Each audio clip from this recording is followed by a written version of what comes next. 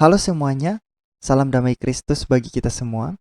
Saya ucapkan terima kasih untuk saudara-saudaraku yang sudah dengan setia menantikan video-video terbaru dari channel ini, dan juga untuk kalian yang sudah subscribe, sudah share video-video dari channel ini. Terima kasih, Tuhan Yesus memberkati, dan kita akan sama-sama menanggapi, kita akan sama-sama berkomentar tentang hal-hal yang selalu menyinggung tentang iman Kristen dan juga berkaitan dengan perbandingan agama.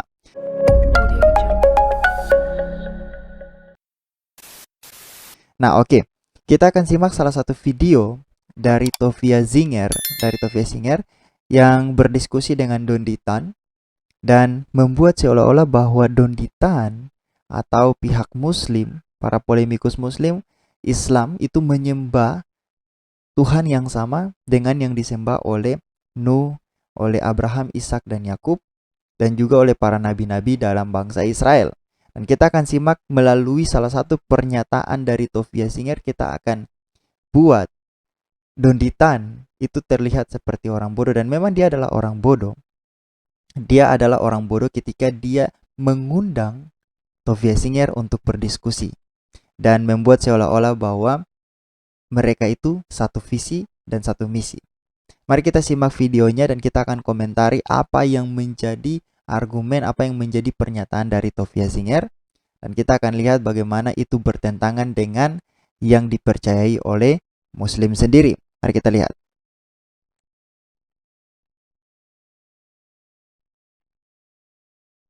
Who Jacob adored and worshipped him alone. So Judaism is the ancient faith of monotheism, Tawhid, one God and no other.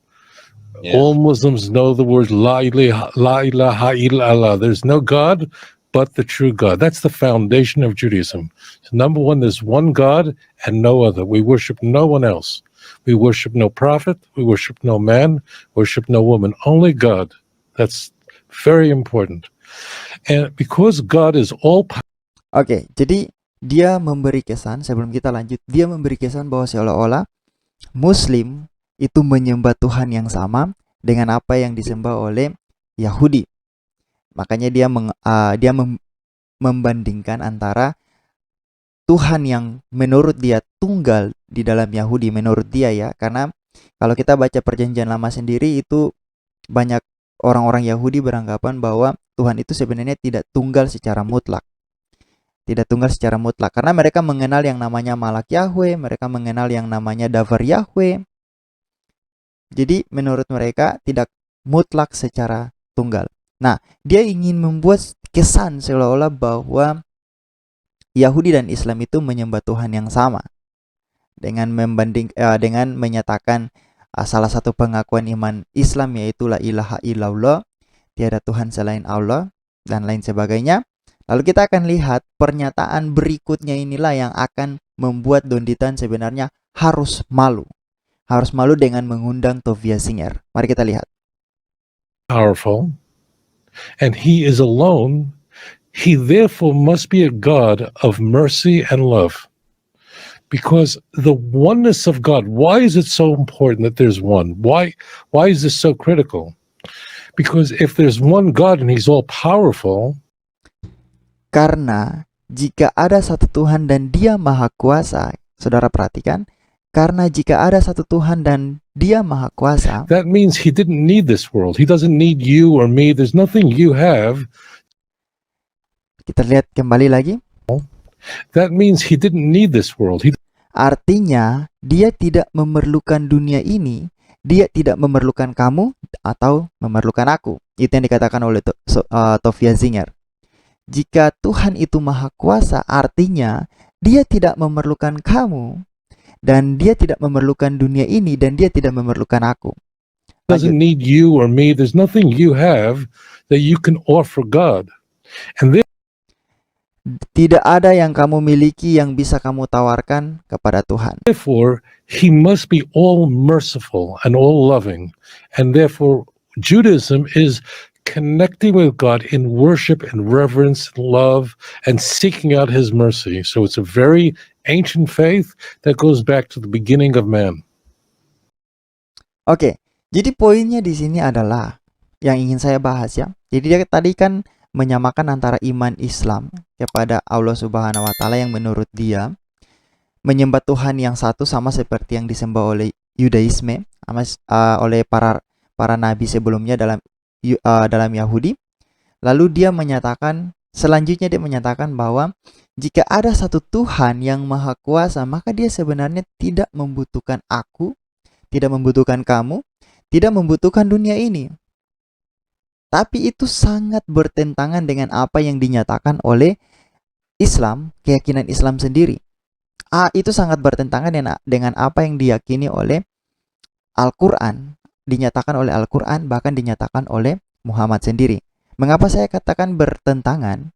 Karena Allah Subhanahu wa taala itu sangat membutuhkan manusia. Kalian tidak percaya? Mari kita simak salah satu ayat Quran ini sebelum kita lanjut kepada apa yang dikatakan oleh Muhammad. Kita lihat ayat Quran ini. Ini Quran surah Ad-Dariyat atau surah ke-51. Sebentar saya lihat. Ad-Dariyat, ya, surah ke-51. Surah ke-51 ayatnya yang ke-55. Saudara-saudara perhatikan sini. Dan bentar. Dan tetaplah, ayat 56, minta maaf. Dan aku tidak menciptakan jin dan manusia melainkan supaya mereka mengabdi kepadaku. Nah, Allah Subhanahu wa taala menyatakan bahwa Dia tidak menciptakan jin dan manusia dengan alasan lain melainkan supaya mereka, jin dan manusia ini, dapat mengabdi atau beribadah kepada Allah Subhanahu wa taala. Pertanyaannya, apakah Allah Subhanahu wa taala membutuhkan makhluk supaya dapat beribadah kepada Dia? Apakah Allah Subhanahu wa taala membutuhkan makhluk supaya dapat beribadah kepada Dia? Jadi kalau tidak ada makhluk, maka tidak ada yang akan beribadah kepada Dia, maka Dia tidak akan dianggap sebagai Tuhan. Kalau tidak ada yang beribadah kepada Dia, maka Dia tidak akan dianggap sebagai Tuhan. Apakah seperti itu? Itu yang pertama. Nah, yang kedua, kita lihat di dalam hadis. Kita mulai dulu dari hadis yang berbahasa Indonesia, karena dalam hadis yang berbahasa Indonesia ini ada beberapa hal yang tidak sama, seperti nomor hadisnya tidak sama seperti yang ada dalam bahasa Inggris. Nanti kita akan lihat satu-satu. Ini Sahih Muslim 4936. Sahih Muslim 4936. Rasulullah berkata, dan saudara-saudara baca saja riwayatnya. Rasulullah telah bersabda, demi zat yang jiwaku di tangannya, seandainya kamu sekalian tidak berbuat dosa sama sekali, niscaya Allah akan memusnahkan kalian. Setelah itu, Allah akan mengganti kalian dengan umat yang pernah berdosa. Kemudian, mereka akan memohon ampunan kepada Allah, dan Allah pun pasti akan mengampuni mereka. Itu yang pertama. Hadis 4936. Kita lanjut lagi sebelum kita lihat apa yang ingin dinyatakan hadis ini. Kita lanjut lagi. Hadis Musnad Ahmad 7736. Demi zat yang jiwaku berada di genggamannya, jika kalian tidak berbuat dosa, niscaya Allah akan menghilangkan kalian dan mendatangkan suatu kaum yang berbuat dosa. Lalu mereka meminta ampun kepada Allah, dan Allah mengampuni mereka. Hadis Musnad Ahmad 7736. Lanjut lagi kepada yang berbahasa Inggris. Sahih Muslim 2748. Ini bahasa Inggrisnya, kalian screenshot dan kalian baca sendiri atau pause dan baca sendiri. Saya buat terjemahannya. Abu Sirma melaporkan bahwa ketika waktu kematian Abu Ayyub Ansari semakin dekat, dia berkata, jadi ini perkataan dari Abu Ayyub Ansari, aku menyembunyikan darimu sesuatu yang aku dengar dari Rasulullah. Dan aku mendengar Rasulullah bersabda, seandainya kamu tidak berbuat dosa, niscaya Allah akan menciptakan makhluk yang berbuat dosa, dan Allah akan memaafkan mereka. Itu yang pertama. Selanjutnya kita lihat di dalam hadis Sahih Muslim 2748b. Yang tadi itu A ya. Bentar kita lihat. Yang tadi ini A.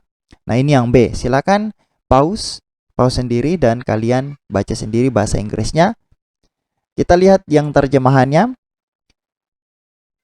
Abu Ayyub Ansari melaporkan bahwa Rasulullah berkata, jika kamu tidak melakukan dosa, Allah akan melenyapkan kamu keluar dari keberadaan dan akan menggantikan kamu dengan orang lain yang telah melakukan dosa dan kemudian meminta pengampunan dari Allah dan Dia akan memberikan mereka pengampunan. Lanjut lagi. Di dalam hadis Sahih Muslim 2749. Silakan pause dan baca sendiri. Abu Hurairah melaporkan Rasulullah mengatakan, ini sahih ya, demi zat yang nyawaku berada di tangannya, seandainya kamu tidak berbuat dosa, niscaya Allah akan melenyapkan kamu dari keberadaan dan Dia akan menggantikan dalam kurung kamu dengan orang-orang yang berbuat dosa dan memohon ampun kepada Allah dan Dia akan mengampuni mereka. Jadi, bagaimana mungkin Allah disebut sebagai Maha Pengampun? Menurut Allah ya, bagaimana saya dapat disebut sebagai Maha Pengampun jika tidak ada orang yang berbuat dosa lalu datang meminta ampun kepada saya? Artinya apa? Artinya Allah Subhanahu wa Ta'ala itu membutuhkan makhluk, satu makhluk yang dapat berbuat ampun, yang dapat berbuat dosa, lalu meminta ampun kepadanya, sehingga Dia dapat disebut sebagai Maha Pengampun karena Dia dapat mengampuni dosa orang yang tadinya berbuat dosa. Jadi Dia membutuhkan makhluk atau tidak untuk berbuat dosa? Ya, Dia membutuhkan makhluk untuk berbuat dosa. Supaya makhluk yang berbuat dosa ini datang meminta ampun kepada Dia, meminta ampun kepada Allah Subhanahu wa Ta'ala, dan Allah Subhanahu wa Ta'ala dapat memberikan ampun kepada mereka. Lalu Dia disebut sebagai Maha Pengampun. Karena kalau manusia tidak berbuat dosa, maka Dia akan menghapuskan manusia itu atau memusnahkan manusia yang tidak berbuat dosa itu dan menggantikannya dengan orang-orang yang berbuat dosa, supaya mereka dapat memohon ampun kepada Allah Subhanahu wa Ta'ala. Pertanyaannya, apakah Allah Subhanahu wa Ta'ala itu membutuhkan manusia? Sangat membutuhkan manusia. Apakah Allah Subhanahu wa Ta'ala itu membutuhkan makhluk? Ya, membutuhkan makhluk. Membutuhkan makhluk sesuai dengan apa yang dikatakan dikatakan dalam hadis ini. Dia membutuhkan makhluk untuk menyembah Dia. Dia membutuhkan makhluk untuk berbuat dosa supaya Dia dapat disebut sebagai Maha Pengampun karena Dia dapat mengampuni orang makhluk yang berbuat dosa tadi. Jadi pernyataan Tovia Singer bahwa kalau Allah Subhanahu wa Ta'ala, kalau Tuhan yang Maha Kuasa, ada satu Tuhan yang Maha Kuasa, maka seharusnya Dia tidak membutuhkan aku, membutuhkan kamu, atau Dia tidak membutuhkan dunia ini. Maka itu Dia disebut sebagai Maha Kuasa. Berbeda dengan apa yang dikatakan di dalam hadis dalam Al-Quran. Allah Subhanahu wa Ta'ala itu membutuhkan makhluknya supaya Dia disebut sebagai Maha Pengampun, supaya Dia dapat mengampuni orang yang berbuat dosa. Bagaimana pendapat saudara-saudara? Itu yang ingin saya komentari dari apa yang dikatakan oleh Tovia Singer. Dan ini adalah sesuatu hal yang sangat memalukan bagi Don Ditan. Ternyata Don Ditan sendiri tidak memahami iman Islamnya. Bahkan dia mengundang Tovia Singer yang jelas-jelas menyembah Tuhan yang berbeda dengan apa yang dia sembah. Membuat seolah-olah bahwa Islam dengan Yahudi itu menyembah Tuhan yang sama. Dan itu hanya salah satu hal kecil yang ingin saya tunjukkan kepada saudara-saudara. Masih banyak hal lain yang membedakan antara Tuhannya Yahudi yang disembah oleh orang Kristen dengan Tuhannya dari orang Islam sendiri. Salah satu hal yang paling terkenal adalah Tuhannya orang Islam itu adalah Khairul Makhirin, atau disebut sebagai pembuat tipu daya terbaik. Sedangkan orang-orang Yahudi dan orang-orang Kristen tidak percaya bahwa Tuhan itu dapat membuat tipu daya dengan sangat baik seperti Allah Subhanahu wa Ta'ala.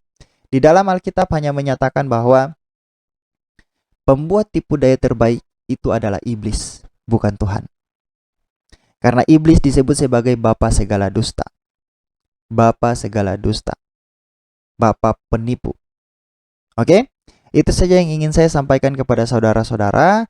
Saya harap untuk saudara-saudaraku, saya berdoa untuk saudara-saudaraku yang mencari kebenaran dengan pikiran terbuka. Semoga kalian mendapatkan kebenaran yang sejati dan kebenaran itu dapat membebaskan kalian dari belenggu kebodohan.